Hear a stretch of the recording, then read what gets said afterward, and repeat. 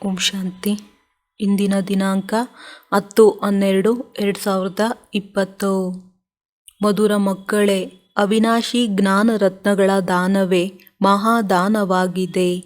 ಈ ದಾನದಿಂದಲೇ ರಾಜ್ಯ ಪದವಿಯು ಪ್ರಾಪ್ತಿಯಾಗುತ್ತದೆ. ಆದ್ದರಿಂದ ಮಹಾದಾನಿಗಳಾಗಿ. ಪ್ರಶ್ನೆ: ಯಾವ ಮಕ್ಕಳಿಗೆ ಸರ್ವೀಸಿನ ಆಸಕ್ತಿ ಇರುವುದೋ ಅವರ ಮುಖ್ಯ ಚಿಹ್ನೆಗಳೇನು? ಉತ್ತರ: 1. ಅವರಿಗೆ ಹಳೆಯ ಪ್ರಪಂಚದ ವಾತಾವರಣವು ಸ್ವಲ್ಪವೂ ಇಷ್ಟವಾಗುವುದೇ ಇಲ್ಲ. 2. ಅವರಿಗೆ ಅನೇಕರ ಸೇವೆ ಮಾಡಿ ತಮ್ಮ ಸಮಾನ ಮಾಡಿಕೊಳ್ಳುವುದರಲ್ಲಿಯೇ ಖುಷಿ ಇರುವುದು. ಅವರಿಗೆ ಓದುವ ಮತ್ತು ಓದಿಸುವುದರಲ್ಲಿಯೇ ವಿಶ್ರಾಂತಿ ಎನಿಸುವುದು. ತಿಳಿಸುತ್ತಾ ಗಂಟಲು ಕಟ್ಟಿದರೂ ಸಹ ಖುಷಿಯಲ್ಲಿರುತ್ತಾರೆ. ಅವರಿಗೆ ಯಾರದೇ ಸಂಪತ್ತು ಬೇಕಿಲ್ಲ. ಅವರು ಯಾರದೇ ಸಂಪತ್ತಿನ ಹಿಂದೆ ತಮ್ಮ ಸಮಯವನ್ನು ಕಳೆಯುವುದಿಲ್ಲ. ಅವರಿಗೆ ಎಲ್ಲ ಕಡೆಯಿಂದ ಮಮತೆಯು ಕಳೆದಿರುತ್ತದೆ. ಅವರು ತಂದೆಯ ಸಮಾನ ಉದಾರಚಿತ್ತರಾಗಿರುತ್ತಾರೆ. ಅವರಿಗೆ ಸೇವೆಯ ವಿನಃ ಮತ್ತೇನೂ ಮಧುರವೆನಿಸುವುದಿಲ್ಲ. ಗೀತೆ. ಓಂ ನಮಃ ಶಿವಾಯ. ಓಂ ಶಾಂತಿ. ಆತ್ಮಿಕ ತಂದೆ ಯಾರ ಮಹಿಮೆಯನ್ನು ಕೇಳಿದ್ದೀರಿ ಅವರೇ ಕುಳಿತು ಮಕ್ಕಳಿಗೆ ಪಾಠವನ್ನು ಓದಿಸುತ್ತಾರೆ. ಇದು ಪಾಠಶಾಲೆಯಲ್ಲವೇ? ನೀವೆಲ್ಲರೂ ಇಲ್ಲಿ ಶಿಕ್ಷಕರಿಂದ ಪಾಠವನ್ನು ಓದುತ್ತಿದ್ದೀರಿ. ಇವರು ಸುಪ್ರೀಂ ಶಿಕ್ಷಕನಾಗಿದ್ದಾರೆ. ಅವರಿಗೆ ಪರಂಪಿತನೆಂತಲೂ ಹೇಳಲಾಗುತ್ತದೆ. ಆತ್ಮಿಕ ತಂದೆಗೆ ಪರಂಪಿತನೆಂದು ಹೇಳಲಾಗುತ್ತದೆ. ಲೌಕಿಕ ತಂದೆಗೆಂದು ಪರಂಪಿತನೆಂದು ಹೇಳುವುದಿಲ್ಲ. ನಾವೀಗ ಪಾರಲೌಕಿಕ ತಂದೆಯ ಬಳಿ ಕುಳಿತಿದ್ದೇವೆಂದು ನೀವು ಹೇಳುತ್ತೀರಿ. ಕೆಲವರು ಕುಳಿತಿದ್ದೀರಿ, ಕೆಲವರು ಅತಿಥಿಗಳಾಗಿ ಬರುತ್ತಾರೆ. ನೀವು ತಿಳಿದುಕೊಳ್ಳುತ್ತೀರಿ, ನಾವು ಆಸ್ತಿಯನ್ನು ತೆಗೆದುಕೊಳ್ಳಲು ಬೇಅದ್ದಿನ ತಂದೆಯ ಬಳಿ ಕುಳಿತಿದ್ದೇವೆ ಅಂದ ಮೇಲೆ ಆಂತರಿಕವಾಗಿ ಎಷ್ಟೊಂದು ಖುಷಿಯಿರಬೇಕು. ಪಾಪ ಮನುಷ್ಯರಂತೂ ಚೀರಾಡುತ್ತಿರುತ್ತಾರೆ. ಈ ಸಮಯದ ಪ್ರಪಂಚದಲ್ಲಿ ವಿಶ್ವಶಾಂತಿ ಬೇಕೆಂದು ಎಲ್ಲರೂ ಹೇಳುತ್ತಾರೆ. ಆದರೆ ಶಾಂತಿ ಎಂದರೇನು? ಜ್ಞಾನ ಸಾಗರ, ಶಾಂತಿಯ ಸಾಗರ. ತಂದೆಯು ಶಾಂತಿ ಸ್ಥಾಪನೆ ಮಾಡುವವರೆಂದು ಪಾಪ ಅವರಿಗೆ ಗೊತ್ತಿಲ್ಲ. ನಿರಾಕಾರಿ ಪ್ರಪಂಚದಲ್ಲಂತೂ ಶಾಂತಿಯೇ ಶಾಂತಿ ಇರುತ್ತದೆ. ವಿಶ್ವದಲ್ಲಿ ಶಾಂತಿಯು ಹೇಗೆ ಸ್ಥಾಪನೆಯಾಗುವುದೆಂದು ಇಲ್ಲಿ ಮನುಷ್ಯರು ಚೀರಾಡುತ್ತಾರೆ. ಹೊಸ ಪ್ರಪಂಚ ಸತ್ಯಯುಗದಲ್ಲಂತೂ ಶಾಂತಿ ಇತ್ತು. ಹೊಸ ಪ್ರಪಂಚಕ್ಕೆ ಸ್ವರ್ಗ ದೇವತೆಗಳ ಪ್ರಪಂಚವೆಂದು ಹೇಳುತ್ತಾರೆ. ಶಾಸ್ತ್ರಗಳಲ್ಲಿ ಎಲ್ಲಿ ನೋಡಿದರಲ್ಲಿ ಅಶಾಂತಿಯ ಮಾತುಗಳನ್ನು ಬರೆದು ಬಿಟ್ಟಿದ್ದಾರೆ. ಮತ್ತೆ ದ್ವಾಪರದಲ್ಲಿ ಕಂಸನಿದ್ದನು ಎಂದು ತೋರಿಸುತ್ತಾರೆ. ಮತ್ತೆ ಹಿರಣ್ಯಕಶ್ಯಪನನ್ನು ಸತ್ಯಯುಗದಲ್ಲಿ ತೋರಿಸುತ್ತಾರೆ. ತ್ರೇತಾಯುಗದಲ್ಲಿ ರಾವಣನ ಏರುಪೇರು ಎಲ್ಲ ಜಾಗಗಳಲ್ಲಿ ಅಶಾಂತಿಯನ್ನೇ ತೋರಿಸಿಬಿಟ್ಟಿದ್ದಾರೆ. ಪಾಪ ಮನುಷ್ಯರು ಎಷ್ಟು ಘೋರ ಅಂಧಕಾರದಲ್ಲಿದ್ದಾರೆ. ಬೇಅದ್ದಿನ ತಂದೆಯನ್ನೇ ಕರೆಯುತ್ತಾರೆ. ಯಾವಾಗ ಪರಂಪಿತ ಪರಮಾತ್ಮನು ಬರುವರೋ ಆಗ ಅವರೇ ಶಾಂತಿಯನ್ನು ಸ್ಥಾಪನೆ ಮಾಡುವರು. ಪರಮಾತ್ಮನನ್ನು ಯಾರೂ ತಿಳಿದುಕೊಂಡಿಲ್ಲ. ಶಾಂತಿ ಇರುವುದೇ ಹೊಸ ಪ್ರಪಂಚದಲ್ಲಿ, ಹಳೆಯ ಪ್ರಪಂಚದಲ್ಲಲ್ಲ. ಹೊಸ ಪ್ರಪಂಚವನ್ನು ಸ್ಥಾಪನೆ ಮಾಡುವವರು ತಂದೆಯೇ ಆಗಿದ್ದಾರೆ. ಬಂದು ಶಾಂತಿಯನ್ನು ಸ್ಥಾಪನೆ ಮಾಡಿ ಎಂದು ಅವರನ್ನೇ ಕರೆಯುತ್ತಾರೆ. ಆರ್ಯ ಸಮಾಜಿಗಳು ಶಾಂತಿದೇವ ಎಂದು ಆಡುತ್ತಾರೆ. ತಂದೆಯು ತಿಳಿಸುತ್ತಾರೆ, ಮೊದಲು ಪವಿತ್ರತೆ ಆಗಿದೆ. ನೀವೀಗ ಪವಿತ್ರರಾಗುತ್ತಿದ್ದೀರಿ. ಸತ್ಯಯುಗದಲ್ಲಿ ಪವಿತ್ರತೆಯೂ ಇರುತ್ತದೆ, ಶಾಂತಿಯೂ ಇರುತ್ತದೆ. ಆರೋಗ್ಯ ಭಾಗ್ಯವೆಲ್ಲವೂ ಇರುತ್ತದೆ. ಹಣವಿಲ್ಲವೆಂದರೆ ಮನುಷ್ಯರು ಬೇಸರವಾಗಿ ಬಿಡುತ್ತಾರೆ. ನೀವಿಲ್ಲಿ ಈ ಲಕ್ಷ್ಮೀ ನಾರಾಯಣರಂತೆ ಧನವಂತರಾಗಲು ಬರುತ್ತೀರಿ. ಇವರು ವಿಶ್ವದ ಮಾಲೀಕರಾಗಿದ್ದರಲ್ಲವೇ? ನೀವು ವಿಶ್ವದ ಮಾಲೀಕರಾಗಲು ಬಂದಿದ್ದೀರಿ. ಆದರೆ ಇದು ಎಲ್ಲರ ಬುದ್ಧಿಯಲ್ಲಿ ನಂಬರ್ವಾರ್ ಇದೆ. ತಂದೆಯೇ ಹೇಳಿದರು, ಯಾವಾಗ ಶಾಂತಿ ಯಾತ್ರೆ ಮಾಡುತ್ತೀರೋ ಆಗ ಜೊತೆಯಲ್ಲಿ ಲಕ್ಷ್ಮೀ ನಾರಾಯಣರ ಚಿತ್ರವನ್ನು ಅವಶ್ಯವಾಗಿ ಇಟ್ಟುಕೊಳ್ಳಿ. ಇಂತಹ ಯುಕ್ತಿ ರಚಿಸಿ. ಈಗ ಮಕ್ಕಳ ಬುದ್ಧಿಯು ಪಾರಸ ಬುದ್ಧಿಯಾಗಬೇಕಿದೆ. ಈ ಸಮಯದಲ್ಲಿ ಇನ್ನೂ ತಮೋಪ್ರಧಾನದಿಂದ ರಜೋದವರೆಗೂ ಬಂದಿದ್ದೀರಿ. ಈಗ ಸತೋಪ್ರಧಾನತೆಯವರೆಗೆ ಹೋಗಬೇಕಾಗಿದೆ. ಆ ಶಕ್ತಿಯು ಈಗಿನ್ನೂ ಇಲ್ಲ, ನೆನಪಿನಲ್ಲಿರುವುದಿಲ್ಲ. ಯೋಗ ಬಲವು ಕಡಿಮೆ ಇದೆ. ಕೂಡಲೇ ಸತೋಪ್ರಧಾನರಾಗಿ ಬಿಡಲು ಸಾಧ್ಯವಿಲ್ಲ. ಸೆಕೆಂಡಿನಲ್ಲಿ ಜೀವನ್ಮುಕ್ತಿ ಎಂದು ಗಾಯನವಿದೆ. ಅದಂತೂ ಸರಿಯಾಗಿದೆ. ನೀವು ಬ್ರಾಹ್ಮಣರಾಗಿದ್ದೀರಿ ಅಂದ ಮೇಲೆ ಜೀವನ್ಮುಕ್ತರೇ ಆಗಿಬಿಟ್ಟಿರಿ. ಮತ್ತೆ ಜೀವನ್ಮುಕ್ತಿಯಲ್ಲಿಯೂ ಸರ್ವೋತ್ತಮ, ಮಧ್ಯಮ, ಕನಿಷ್ಠ ಈ 3 ಸ್ಥಿತಿಗಳಿರುತ್ತವೆ. ಯಾರು ತಂದೆಯ ಮಕ್ಕಳಾಗುವರೋ ಅವರಿಗೆ ಜೀವನ್ಮುಕ್ತಿಯು ಖಂಡಿತ ಸಿಗುತ್ತದೆ. ಬಲೆ ತಂದೆಯವರಾಗಿ ಮತ್ತೆ ತಂದೆಯನ್ನು ಬಿಟ್ಟು ಬಿಡುವವರಿಗೂ ಜೀವನ್ಮುಕ್ತಿಯು ಖಂಡಿತ ಸಿಗುತ್ತದೆ. ಅಂಥವರು ಸ್ವರ್ಗದಲ್ಲಿ ಕಸಗುಡಿಸುವವರಾಗುತ್ತಾರೆ. ಸ್ವರ್ಗದಲ್ಲಂತೂ ಹೋಗುತ್ತಾರೆ, ಆದರೆ ಕಡಿಮೆ ಪದವಿ ಸಿಗುತ್ತದೆ. ತಂದೆಯು ಅವಿನಾಶಿ ಜ್ಞಾನವನ್ನು ಕೊಡುತ್ತಾರೆ, ಅದರ ವಿನಾಶವೆಂದು ಆಗುವುದಿಲ್ಲ. ಮಕ್ಕಳ ಆಂತರ್ಯದಲ್ಲಿ ಈಗ ಖುಷಿಯ ವಾದ್ಯಗಳು ಮೊಳಗಬೇಕು. ಈ ಆಯ್ನ ನಂತರ ವ ಆಗುವುದು. ನೀವೀಗ ಈಶ್ವರಿಯ ಸಂತಾನರಾಗಿದ್ದೀರಿ, ನಂತರ ದೈವಿ ಸಂತಾನರಾಗುತ್ತೀರಿ.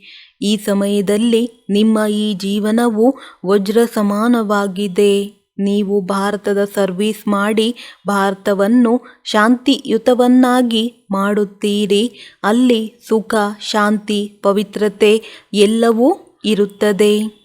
ಈ ನಿಮ್ಮ ಜೀವನವು ದೇವತೆಗಳಿಗಿಂತಲೂ ಶ್ರೇಷ್ಠವಾಗಿದೆ. ನೀವೀಗ ರಚಯಿತ ತಂದೆಯನ್ನು ಮತ್ತು ಸೃಷ್ಟಿ ಚಕ್ರವನ್ನು ಅರಿತುಕೊಂಡಿದ್ದೀರಿ. ಈ ಹಬ್ಬಗಳೆಲ್ಲವೂ ಪರಂಪರೆಯಿಂದ ನಡೆದು ಬರುತ್ತಿವೆ ಎಂದು ಮನುಷ್ಯರು ಹೇಳುತ್ತಾರೆ. ಆದರೆ ಯಾವಾಗಿನಿಂದ? ಇದನ್ನು ಯಾರೂ ತಿಳಿದುಕೊಂಡಿಲ್ಲ. ಯಾವಾಗಿನಿಂದ ಸೃಷ್ಟಿಯು ಆರಂಭವಾಯಿತೋ ಆಗಿನಿಂದಲೇ ರಾವಣನನ್ನು ಸುಡುವುದು ಇತ್ಯಾದಿಗಳು ಪರಂಪರೆಯಿಂದ ಬಂದಿದೆ ಎಂದು ತಿಳಿಯುತ್ತಾರೆ. ಆದರೆ ಸತ್ಯಯುಗದಲ್ಲಂತೂ ರಾವಣನಿರುವುದಿಲ್ಲ. ಅಲ್ಲಿ ಯಾರೂ ದುಃಖಿಗಳಿರುವುದಿಲ್ಲ. ಆದ್ದರಿಂದ ಪರಮಾತ್ಮನನ್ನು ನೆನಪು ಮಾಡುವುದಿಲ್ಲ. ಇಲ್ಲಿ ಎಲ್ಲರೂ ನೆನಪು ಮಾಡುತ್ತಿರುತ್ತಾರೆ. ಪರಮಾತ್ಮನೇ ವಿಶ್ವದಲ್ಲಿ ಶಾಂತಿ ಸ್ಥಾಪನೆ ಮಾಡುತ್ತಾರೆಂದು ತಿಳಿಯುತ್ತಾರೆ. ಆದ್ದರಿಂದ ದಯೆ ತೋರಿಸಿ ನಮ್ಮನ್ನು ದುಃಖದಿಂದ ಮುಕ್ತಗೊಳಿಸಿ ಎಂದು ಹೇಳುತ್ತಾರೆ. ಮಕ್ಕಳೇ ತಂದೆಯನ್ನು ಕರೆಯುತ್ತಾರೆ, ಏಕೆಂದರೆ ಮಕ್ಕಳೇ ಸುಖವನ್ನು ನೋಡುತ್ತೀರಿ. ನಿಮ್ಮನ್ನು ಪವಿತ್ರರನ್ನಾಗಿ ಮಾಡಿ ಜೊತೆ ಕರೆದುಕೊಂಡು ಹೋಗುತ್ತೇನೆ. ಯಾರು ಪವಿತ್ರರಾಗುವುದಿಲ್ಲ ಅವರು ಶಿಕ್ಷೆಯನ್ನನುಭವಿಸುವರು. ಇದರಲ್ಲಿ ಮನಸ, ವಾಚ, ಕರ್ಮಣ ಪವಿತ್ರರಾಗಿರಬೇಕಾಗಿದೆ. ಮನಸ್ಸು ಬಹಳ ಶುದ್ಧವಾಗಿರಬೇಕು. ಅಂತಿಮದಲ್ಲಿ ಮನಸ್ಸಿನಲ್ಲಿಯೂ ಸಹ ಯಾವುದೇ ವ್ಯರ್ಥ ಸಂಕಲ್ಪಗಳು ಬರಬಾರದು. ಒಬ್ಬ ತಂದೆಯ ವಿನಃ ಮತ್ಯಾರ ನೆನಪು ಇರಬಾರದು. ಇಷ್ಟು ಪರಿಶ್ರಮ ಪಡಬೇಕಾಗಿದೆ. ತಂದೆಯು ತಿಳಿಸುತ್ತಾರೆ, ಈಗ ಮನಸ್ಸಿನಲ್ಲಂತೂ ಬಂದೇ ಬರುತ್ತದೆ. ಇನ್ನು ಕರ್ಮಾತೀತ ಸ್ಥಿತಿಯಾಗಿಲ್ಲ. ಆದರೆ ಈಗ ಹನುಮಂತನ ತರಹ ಅಡೋಲರಾಗಿ ಅದರಲ್ಲಿಯೇ ಪರಿಶ್ರಮ ಬೇಕು. ಯಾರು ಆಜ್ಞಾಕಾರಿಗಳು, ಪ್ರಾಮಾಣಿಕರು, ಸುಪುತ್ರರಾಗಿರುವರೋ ಅವರ ಮೇಲೆ ತಂದೆಗೆ ಹೆಚ್ಚಿನ ಪ್ರೀತಿಯಿರುತ್ತದೆ. ಪಂಚವಿಕಾರಗಳ ಮೇಲೆ ಜಯಗಳಿಸದೇ ಇರುವವರು ಅಷ್ಟು ಪ್ರಿಯರಾಗಲು ಸಾಧ್ಯವಿಲ್ಲ. ಮಕ್ಕಳು ತಿಳಿದುಕೊಂಡಿದ್ದೀರಿ, ನಾವು ಕಲ್ಪಕಲ್ಪವೂ ತಂದೆಯಿಂದ ಈ ಆಸ್ತಿಯನ್ನು ಪಡೆಯುತ್ತೇವೆ ಅಂದ ಮೇಲೆ ಎಷ್ಟು ಖುಷಿ ನಶೆ ಇರಬೇಕು. ಇದು ಸಹ ನಿಮಗೆ ತಿಳಿದಿದೆ. ಸ್ಥಾಪನಾ ಕಾರ್ಯವು ಖಂಡಿತ ಆಗುವುದು. ಈ ಹಳೆಯ ಪ್ರಪಂಚವು ಅವಶ್ಯವಾಗಿ ಸ್ಮಶಾನವಾಗುವುದು. ನಾವು ಸ್ವರ್ಗದಲ್ಲಿ ಹೋಗಲು ಕಲ್ಪದ ಹಿಂದಿನ ತರಹ ಪುರುಷಾರ್ಥ ಮಾಡುತ್ತಿರುತ್ತೇವೆ. ಇದಂತೂ ಸ್ಮಶಾನವಲ್ಲವೇ? ಏಣಿಯ ಚಿತ್ರದಲ್ಲಿ ಹಳೆಯ ಪ್ರಪಂಚ ಮತ್ತು ಹೊಸ ಪ್ರಪಂಚದ ತಿಳುವಳಿಕೆಯು ಬಹಳ ಚೆನ್ನಾಗಿದೆ. ಆದರೂ ಸಹ ಇದನ್ನು ಮನುಷ್ಯರು ತಿಳಿದುಕೊಳ್ಳುವುದಿಲ್ಲ. ಇಲ್ಲಿ ಸಾಗರದ ತೀರದಲ್ಲಿರುವವರೂ ಸಹ ಪೂರ್ಣ ಅರಿತುಕೊಳ್ಳುವುದಿಲ್ಲ. ನೀವು ಜ್ಞಾನಧನದ ದಾನವನ್ನಂತೂ ಖಂಡಿತ ಮಾಡಬೇಕಾಗಿದೆ. ಧನದಾನ ಮಾಡಿದರೆ ಅದೆಂದೂ ಖಾಲಿಯಾಗುವುದಿಲ್ಲ. ದಾನಿ ಮಹಾದಾನಿಗಳೆಂದು ಹೇಳುತ್ತಾರಲ್ಲವೇ? ಯಾರು ಆಸ್ಪತ್ರೆ, ಧರ್ಮಶಾಲೆ ಇತ್ಯಾದಿಗಳನ್ನು ಕಟ್ಟಿಸುವರೋ ಅವರಿಗೆ ಮಹಾದಾನಿಗಳೆಂದು ಹೇಳುತ್ತಾರೆ. ಅದಕ್ಕೆ ಪ್ರತಿಫಲವು ಇನ್ನೊಂದು ಜನ್ಮದಲ್ಲಿ ಅಲ್ಪಕಾಲಕ್ಕಾಗಿ ಸಿಗುತ್ತದೆ. ತಿಳಿದುಕೊಳ್ಳಿ, ಯಾರಾದರೂ ಧರ್ಮಶಾಲೆ ಕಟ್ಟಿಸಿದರೆ ನಂತರದ ಜನ್ಮದಲ್ಲಿ ಮನೆಯ ಸುಖ ಸಿಗುವುದು. ಕೆಲವರು ಬಹಳ ಧನದಾನ ಮಾಡಿದರೆ ರಾಜನ ಮನೆಯಲ್ಲಿ ಅಥವಾ ಸಾಹುಕಾರರ ಮನೆಯಲ್ಲಿ ಜನ್ಮ ಪಡೆಯುತ್ತಾರೆ. ಅವರು ದಾನದಿಂದ ಆಗುತ್ತಾರೆ. ನೀವು ವಿದ್ಯೆಯಿಂದ ರಾಜ್ಯ ಪದವಿಯನ್ನು ಪಡೆಯುತ್ತೀರಿ. ವಿದ್ಯೆಯು ಈಗ ದಾನವೂ ಇದೆ. ಇಲ್ಲಿ ಡೈರೆಕ್ಟ್ ಆಗಿದೆ. ಭಕ್ತಿ ಮಾರ್ಗದಲ್ಲಿ ಇಂಡೈರೆಕ್ಟ್ ಆಗಿದೆ. ಶಿವತಂದೆಯು ವಿದ್ಯೆಯಿಂದ ನಿಮ್ಮನ್ನು ಇಷ್ಟು ಶ್ರೇಷ್ಠರನ್ನಾಗಿ ಮಾಡುತ್ತಾರೆ. ಶಿವತಂದೆಯ ಬಳಿ ಅವಿನಾಶಿ ಜ್ಞಾನ ರತ್ನಗಳಿವೆ. ಒಂದೊಂದು ರತ್ನವು ಲಕ್ಷಾಂತರ ರೂಪಾಯಿಗಳಷ್ಟು ಅಮೂಲ್ಯವಾಗಿದೆ. ಭಕ್ತಿಗೆ ಈ ರೀತಿ ಹೇಳಲಾಗುವುದಿಲ್ಲ. ಇದಕ್ಕೆ ಜ್ಞಾನವೆಂದು ಹೇಳಲಾಗುತ್ತದೆ. ಶಾಸ್ತ್ರಗಳಲ್ಲಿ ಭಕ್ತಿಯ ಜ್ಞಾನವಿದೆ. ಹೇಗೆ ಭಕ್ತಿ ಮಾಡಬೇಕೆಂದು ಶಿಕ್ಷಣ ಸಿಗುತ್ತದೆ. ನೀವು ಮಕ್ಕಳಿಗೆ ಜ್ಞಾನದ ಅಪಾರ ನಶೆ ಇದೆ. ನಿಮಗೆ ಭಕ್ತಿಯ ನಂತರ ಜ್ಞಾನ ಸಿಗುತ್ತದೆ. ಜ್ಞಾನದಿಂದ ವಿಶ್ವದ ರಾಜ್ಯಭಾಗ್ಯದ ಅಪಾರ ನಶೆ ಇರುತ್ತದೆ. ಯಾರು ಹೆಚ್ಚು ಸರ್ವೀಸ್ ಮಾಡುವರೋ ಅವರಿಗೆ ನಶೆ ಏರುವುದು. ಪ್ರದರ್ಶನಿ, ಮ್ಯೂಸಿಯಂಗಳಲ್ಲಿಯೂ ಚೆನ್ನಾಗಿ ಭಾಷಣ ಮಾಡುವವರನ್ನೇ ಕರೆಸುತ್ತಾರಲ್ಲವೇ? ಅಲ್ಲಿಯೂ ಸಹ ಅವಶ್ಯವಾಗಿ ನಂಬರ್ ವಾರ್ ಇರುತ್ತಾರೆ. ಮಹಾರಥಿ, ಕುದುರೆ ಸವಾರ, ಕಾಲಾಳುಗಳಿರುತ್ತಾರೆ. ದಿಲ್ವಾಡ ಮಂದಿರದಲ್ಲಿಯೂ ನೆನಪಾರ್ಥ ಮಾಡಲ್ಪಟ್ಟಿದೆ. ಇದು ಚೈತನ್ಯ ದಿಲ್ವಾಡ ಮಂದಿರ, ಇದು ಜಡ ಮಂದಿರವಾಗಿದೆ ಎಂದು ನೀವು ಹೇಳುತ್ತೀರಿ. ನೀವು ಗುಪ್ತವಾಗಿದ್ದೀರಿ. ಆದ್ದರಿಂದ ನಿಮ್ಮನ್ನು ತಿಳಿದುಕೊಂಡಿಲ್ಲ. ನೀವು ರಾಜ ಋಷಿಗಳು, ಅವರು ಹಠಯೋಗ ಋಷಿಗಳಾಗಿದ್ದಾರೆ. ನೀವು ಜ್ಞಾನೇಶ್ವರಿಯಾಗಿದ್ದೀರಿ. ಜ್ಞಾನಸಾಗರನು ನಿಮಗೆ ಜ್ಞಾನವನ್ನು ಕೊಡುತ್ತಾರೆ. ನೀವು ಅವಿನಾಶಿ ಸರ್ಜನ್ನ ಮಕ್ಕಳಾಗಿದ್ದೀರಿ. ತಜ್ಞರೇ ಮಾಡಿ ನೋಡುವರು. ಯಾರು ತಮ್ಮನ್ನು ನಾಡಿಯನ್ನೇ ಅರಿತುಕೊಳ್ಳುವುದಿಲ್ಲವೋ ಅವರು ಅನ್ಯರನ್ನು ಹೇಗೆ ಅರಿತುಕೊಳ್ಳುವರು? ನೀವು ಅವಿನಾಶಿ ಸರ್ಜನ್ನ ಮಕ್ಕಳಾಗಿದ್ದೀರಿ. ಜ್ಞಾನ ಅಂಜನವನ್ನು ಸದ್ಗುರು ಕೊಟ್ಟರು. ಇದು ಜ್ಞಾನದ ಇಂಜೆಕ್ಷನ್ ಆಗಿದೆಯಲ್ಲವೇ? ಆತ್ಮಕ್ಕೆ ಈ ಇಂಜೆಕ್ಷನ್ ಹಾಕಲ್ಪಡುತ್ತದೆ. ಈ ಮಹಿಮೆಯು ಈಗಿನದಾಗಿದೆ. ಸದ್ಗುರುವಿನದೇ ಮಹಿಮೆಯಾಗಿದೆ. ಗುರುಗಳಿಗೂ ಜ್ಞಾನದ ಇಂಜೆಕ್ಷನ್ನನ್ನು ಸದ್ಗುರುವೇ ಕೊಟ್ಟಿದ್ದಾರೆ. ನೀವು ಅವಿನಾಶಿ ಸರ್ಜನ್ನ ಮಕ್ಕಳಾಗಿದ್ದೀರಿ ಅಂದ ಮೇಲೆ ನಿಮ್ಮ ಕರ್ತವ್ಯವೇ ಆಗಿದೆ ಜ್ಞಾನದ ಇಂಜೆಕ್ಷನ್ ಕೊಡುವುದು. ವೈದ್ಯರಲ್ಲಿಯೂ ಕೆಲವರು ತಿಂಗಳಿಗೆ ಲಕ್ಷ ರೂಪಾಯಿಗಳನ್ನು, ಕೆಲವರು ಕೇವಲ 500 ರೂಪಾಯಿಗಳನ್ನು ಸಂಪಾದಿಸುತ್ತಾರೆ. ನಂಬರ್ ವಾರು ಒಬ್ಬರು ಇನ್ನೊಬ್ಬರ ಬಳಿ ಹೋಗುತ್ತಾರೆ. ಹೈಕೋರ್ಟ್, ಸುಪ್ರೀಂ ಕೋರ್ಟ್ನಲ್ಲಿ ಇಂಥವರನ್ನು ಗಲ್ಲಿಗೇರಿಸಬೇಕೆಂದು ನಿರ್ಣಯವಾಗುತ್ತದೆ. ಮತ್ತೆ ಅದನ್ನು ರಾಷ್ಟ್ರಪತಿಯ ಬಳಿ ಅಪೀಲು ಮಾಡುತ್ತಾರೆ. ಆಗ ಅವರು ಕ್ಷಮಿಸಿಬಿಡುತ್ತಾರೆ. ನೀವು ಮಕ್ಕಳಿಗಂತೂ ನಶೆ ಇರಬೇಕು, ಉದಾರ ಚಿತ್ತರಾಗಬೇಕು. ಈ ಭಗೀರಥನಲ್ಲಿ ತಂದೆಯು ಪ್ರವೇಶವಾದರು. ಆಗ ಇವರನ್ನು ಉದಾರ ಚಿತ್ತರನ್ನಾಗಿ ಮಾಡಿದರಲ್ಲವೇ. ತಾವಂತೂ ಏನೂ ಮಾಡಲು ಸಾಧ್ಯವಿಲ್ಲ. ಆದ್ದರಿಂದ ಅವರು ಬಂದು ಇವರಲ್ಲಿ ಬಂದು ಮಾಲೀಕನಾಗಿ ಕುಳಿತು ಬಿಟ್ಟರು. ಇದೆಲ್ಲವನ್ನು ಭಾರತದ ಕಲ್ಯಾಣಕ್ಕಾಗಿ ತೊಡಗಿಸಬೇಕೆಂದು ಹೇಳಿದರು. ನೀವು ಭಾರತದ ಕಲ್ಯಾಣಾರ್ಥವಾಗಿಯೇ ಹಣವನ್ನು ತೊಡಗಿಸುತ್ತೀರಿ. ನೀವು ಹಣವನ್ನು ಎಲ್ಲಿಂದ ತರುತ್ತೀರಿ ಎಂದು ಯಾರಾದರೂ ಕೇಳಿದರೆ ತಿಳಿಸಿ, ನಾವು ನಮ್ಮದೇ ತನು ಮನ ಧನದಿಂದ ಸರ್ವೀಸ್ ಮಾಡುತ್ತೇವೆ, ನಾವು ರಾಜ್ಯಭಾರ ಮಾಡುತ್ತೇವೆ ಅಂದ ಮೇಲೆ ಹಣವನ್ನು ನಾವೇ ತೊಡಗಿಸುತ್ತೇವೆ.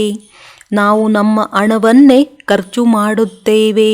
ನಾವು ಬ್ರಾಹ್ಮಣರು ಶ್ರೀಮತದಂತೆ ರಾಜ್ಯ ಸ್ಥಾಪನೆ ಮಾಡುತ್ತೇವೆ. ಯಾರು ಬ್ರಾಹ್ಮಣರಾಗುವರೋ ಅವರೇ ಖರ್ಚು ಮಾಡುತ್ತಾರೆ. ಶೂದ್ರರಿಂದ ಬ್ರಾಹ್ಮಣರಾಗಿ ನಂತರ ದೇವತೆಗಳಾಗಬೇಕಾಗಿದೆ. ತಂದೆಯು ಹೇಳುತ್ತಾರೆ, ಎಲ್ಲ ಚಿತ್ರಗಳನ್ನು ಟ್ರಾನ್ಸ್ಲೇಟ್ನಿಂದ ಮಾಡಿಸಿ, ಆಗ ಮನುಷ್ಯರಿಗೆ ಆಕರ್ಷಣೆಯಾಗುವುದು. ನೋಡಿದವರಿಗೆ ಕೂಡಲೇ ಬಾಣವು ನಾಟಲಿ. ಕೆಲವರು ಜಾದುವೆಂದು ತಿಳಿದು ಹೆದರಿ ಬರುವುದೇ ಇಲ್ಲ. ಮನುಷ್ಯರಿಂದ ದೇವತೆಗಳನ್ನಾಗಿ ಮಾಡುವುದು ಇದು ಜಾದುವಲ್ಲವೇ? ಭಗವಾನುವಾಚ, ನಾನು ನಿಮಗೆ ರಾಜಯೋಗವನ್ನು ಕಲಿಸುತ್ತೇನೆ. ಹಠಯೋಗಿಗಳೆಂದು ರಾಜಯೋಗವನ್ನು ಕಲಿಸಲು ಸಾಧ್ಯವಿಲ್ಲ. ಈ ಮಾತುಗಳನ್ನು ಈಗ ನೀವು ತಿಳಿದುಕೊಳ್ಳುತ್ತೀರಿ. ನೀವು ಮಂದಿರ ಯೋಗ್ಯರಾಗುತ್ತಿದ್ದೀರಿ.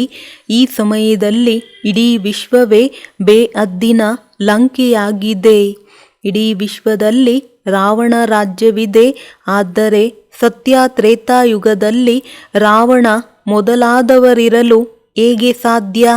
ತಂದೆಯು ತಿಳಿಸುತ್ತಾರೆ, ಈಗ ನಾನು ಏನನ್ನು ತಿಳಿಸುತ್ತೇನೆಯೋ ಅದನ್ನೇ ಕೇಳಿರಿ. ಈ ಕಣ್ಣುಗಳಿಂದ ಏನನ್ನೂ ನೋಡಬೇಡಿ. ಈ ಹಳೆಯ ಪ್ರಪಂಚವೇ ವಿನಾಶವಾಗಲಿದೆ.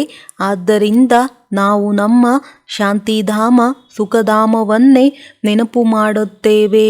ನೀವೀಗ ಪೂಜಾರಿಗಳಿಂದ ಪೂಜ್ಯರಾಗುತ್ತಿದ್ದೀರಿ. ಇವರು ನಂಬರ್ 1 ಪೂಜ್ಯರಾಗುತ್ತಿದ್ದರು. ನಾರಾಯಣನ ಬಹಳ ಪೂಜೆ ಮಾಡುತ್ತಿದ್ದರು. ಈಗ ಪುನಃ ಪೂಜ್ಯ ನಾರಾಯಣನಾಗುತ್ತಿದ್ದಾರೆ. ಈಗ ಪುನಃ ನೀವು ಸಹ ಪುರುಷಾರ್ಥ ಮಾಡಿ ಆಗಬಲ್ಲಿರಿ. ರಾಜಧಾನಿಯಂತೂ ನಡೆಯುತ್ತದೆಯಲ್ಲವೇ? ಹೇಗೆ king Edward the first second ನಡೆಯುತ್ತದೆ? ತಂದೆಯು ತಿಳಿಸುತ್ತಾರೆ, ನೀವು ಸರ್ವವ್ಯಾಪಿ ಎಂದು ಹೇಳಿ ನನ್ನ ತಿರಸ್ಕಾರ ಮಾಡುತ್ತಾ ಬಂದಿದ್ದೀರಿ. ಆದರೂ ಸಹ ನಾನು ನಿಮಗೆ ಉಪಕಾರ ಮಾಡುತ್ತೇನೆ. ಈ ಆಟವೇ ವಿಚಿತ್ರವಾಗಿ ಮಾಡಲ್ಪಟ್ಟಿದೆ. ಪುರುಷಾರ್ಥವನ್ನು ಖಂಡಿತ ಮಾಡಬೇಕಾಗಿದೆ. ಕಲ್ಪದ ಹಿಂದೆ ಯಾರು ಪುರುಷಾರ್ಥ ಮಾಡಿದ್ದರೋ ಅವರೇ ಡ್ರಾಮಾ ಅನುಸಾರ ಮಾಡುತ್ತಾರೆ. ಯಾವ ಮಕ್ಕಳಿಗೆ ಸರ್ವೀಸಿನ ಆಸಕ್ತಿ ಇರುವುದೋ ಅವರಿಗೆ ಹಗಲು ರಾತ್ರಿ ಇದೇ ಚಿಂತನೆ ಇರುತ್ತದೆ. ನೀವು ಮಕ್ಕಳಿಗೆ ತಂದೆಯಿಂದ ಮಾರ್ಗ ಸಿಕ್ಕಿದೆ ಅಂದ ಮೇಲೆ ನೀವು ಮಕ್ಕಳಿಗೆ ಸೇವೆಯಲ್ಲದೆ ಮತ್ತೇನೂ ಇಷ್ಟವಾಗುವುದಿಲ್ಲ. ಪ್ರಾಪಂಚಿಕ ವಾತಾವರಣವು ಇಷ್ಟವಾಗುವುದಿಲ್ಲ. ಸೇವಾದಾರಿಗಳಿಗೆ ಸೇವೆ ಮಾಡದೆ ವಿಶ್ರಾಂತಿ ಎನ್ನಿಸುವುದಿಲ್ಲ. ಶಿಕ್ಷಕರಿಗೆ ಓದಿಸುವುದರಲ್ಲಿಯೇ ಮಜಾ ಬರುತ್ತದೆ. ನೀವೀಗ ಉತ್ತಮ ಶಿಕ್ಷಕರಾಗಿದ್ದೀರಿ. ನಿಮ್ಮ ಕರ್ತವ್ಯವೇ ಇದಾಗಿದೆ. ಶಿಕ್ಷಕರು ಎಷ್ಟು ಚೆನ್ನಾಗಿ ಅನೇಕರನ್ನು ತಮ್ಮ ಸಮಾನ ಮಾಡಿಕೊಳ್ಳುವರು, ಅವರಿಗೆ ಅಷ್ಟೇ ಬಹುಮಾನವೂ ಸಿಗುವುದು. ಅವರಿಗೆ ಓದಿಸದೆ ವಿಶ್ರಾಂತಿ ಎನಿಸುವುದಿಲ್ಲ. ಪ್ರದರ್ಶನಿ ಮೊದಲಾದವುಗಳಲ್ಲಿ ರಾತ್ರಿ 12 ಗಂಟೆಯಾದರೂ ಸಹ ಖುಷಿ ಇರುತ್ತದೆ. ಸುಸ್ತಾಗಿರುತ್ತದೆ. ಗಂಟಲು ಕೆಟ್ಟು ಹೋದರೂ ಸಹ ಖುಷಿಯಾಗಿರುತ್ತಾರೆ. ಈಶ್ವರಿಯ ಸೇವೆಯಲ್ಲವೇ ಇದು ಬಹಳ ಶ್ರೇಷ್ಠ ಸೇವೆಯಾಗಿದೆ. ಅವರಿಗೆ ಮತ್ತೇನು ಮಧುರವೆನಿಸುವುದಿಲ್ಲ. ನಾವು ಈ ಮನೆ ಇತ್ಯಾದಿಗಳನ್ನು ತೆಗೆದುಕೊಂಡು ಏನು ಮಾಡಬೇಕು? ನಾವಂತೂ ಓದಿಸಬೇಕಾಗಿದೆ. ಇದೇ ಸರ್ವಿಸ್ ಮಾಡಬೇಕಾಗಿದೆ ಎಂದು ಹೇಳುತ್ತಾರೆ. ಆಸ್ತಿಯಲ್ಲಿ ಕಿರಿಕಿರಿಯನ್ನು ನೋಡಿದಾಗ ಈ ಚಿನ್ನ ಇತ್ಯಾದಿಗಳು ಏತಕ್ಕೆ ಬೇಕು? ಕಿವಿಗಳನ್ನು ಕತ್ತರಿಸಿಕೊಳ್ಳಬೇಕಾಗುತ್ತದೆ ಎಂದೇ ಹೇಳುತ್ತಾರೆ. ಸೇವೆಯಿಂದಲೇ ದೋಣಿಯೂ ಪಾರಾಗುವುದು. ತಂದೆಯು ಹೇಳುತ್ತಾರೆ, ಮನೆಯೂ ಸಹ ಬಲೆ ಅವರ ಹೆಸರಿನಲ್ಲಿಯೇ ಇರಲಿ, ಬೀಕೆಗಳಂತೂ ಸರ್ವಿಸ್ ಮಾಡಬೇಕಾಗಿದೆ. ಈ ಸೇವೆಯಲ್ಲಿ ಯಾವುದೇ ಬಂಧನವೂ ಇಷ್ಟವಾಗುವುದಿಲ್ಲ. ಕೆಲವರಿಗೆ ಮೋಹವು ಸೆಳೆಯುತ್ತದೆ, ಕೆಲವರಿಗೆ ಮೋಹವು ಕಳೆದಿರುತ್ತದೆ. ತಂದೆಯು ತಿಳಿಸುತ್ತಾರೆ, ಮನ್ಮನಾಭವ, ಇದರಿಂದಲೇ ನಿಮ್ಮ ವಿಕರ್ಮಗಳು ವಿನಾಶವಾಗುತ್ತವೆ, ಬಹಳ ಸಹಯೋಗ ಸಿಗುತ್ತದೆ. ಈ ಸೇವೆಯಲ್ಲಿ ತೊಡಗಿರಿ, ಇದರಲ್ಲಿ ಬಹಳ ಸಂಪಾದನೆ ಇದೆ.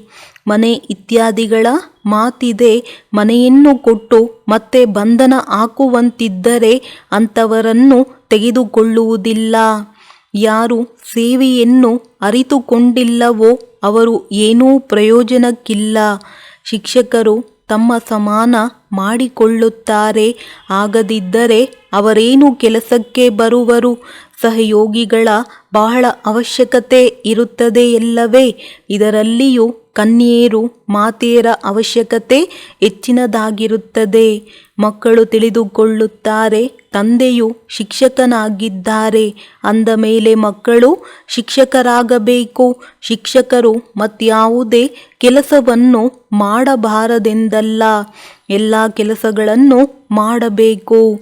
ಒಳ್ಳೆಯದು. ಮಧುರಾತಿ ಮಧುರ ಅಗಲಿ ಹೋಗಿ ಮರಳಿ ಸಿಕ್ಕಿರುವಂಥ ಮಕ್ಕಳ ಪ್ರತಿ ಮಾತ್ಪಿತಾ ಬಾಪ್ದಾದಾರವರ ನೆನಪು, ಪ್ರೀತಿ ಹಾಗೂ ಸುಪ್ರಭಾತ.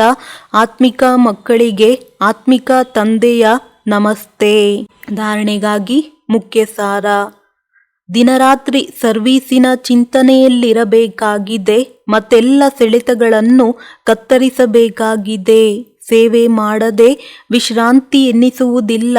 ಆದ್ದರಿಂದ ಸೇವೆ ಮಾಡಿ ತಮ್ಮ ಸಮಾನ ಮಾಡಿಕೊಳ್ಳಬೇಕಾಗಿದೆ. ಎರಡನೆಯದು, ತಂದೆಯ ಸಮಾನ ಉದಾರಚಿತ್ತರಾಗಬೇಕಾಗಿದೆ. ಎಲ್ಲರ ನಾಡಿ ನೋಡಿ ಸೇವೆ ಮಾಡಬೇಕಾಗಿದೆ. ತಮ್ಮ ತನು ಮನ ಧನವನ್ನು ಭಾರತದ ಕಲ್ಯಾಣದಲ್ಲಿ ತೊಡಗಿಸಬೇಕಾಗಿದೆ. ಅಚಲ ಅಡೋಲರಾಗಲು ಆಜ್ಞಾಕಾರಿಗಳು ಪ್ರಾಮಾಣಿಕರಾಗಬೇಕಾಗಿದೆ. ವರದಾನ. ಅಂತರ್ಮುಖತೆಯ ಗುಹೆಯಲ್ಲಿರುವಂತಹ ದೇಹದಿಂದ ನ್ಯಾರ ದೇಹಿ ಭವ. ಪಾಂಡವರ ಗುಹೆಗಳನ್ನು ಏನು ತೋರಿಸುತ್ತಾರೆ? ಅದು ಇದೇ ಅಂತರ್ಮುಖತೆಯ ಗುಹೆಯಾಗಿದೆ.